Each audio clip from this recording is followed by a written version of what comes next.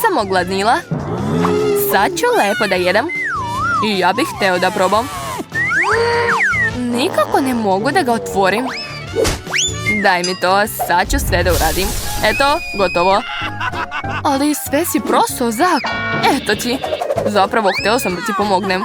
Jel mi se tako zahvaljuješ? Znam da si hteo da mi uzmeš načoš, ali nećeš uspeti. Sama ću sve pojesti. To ćemo još vidjeti. Ja nikad ne odustajem od svojih planova. Skloni ruke od moje hrane. Joj, kako boli. Kako se usuđuješ, Bella? Da, to uopšte nije u redu. Nema veze, moja kapa će pomoći da dobijemo ono što želimo. Nisam mislio da si tako žestoko, Bella. Jao, leteći načos. Nikad to nisam vidio. Gledaj, to je neverovatno.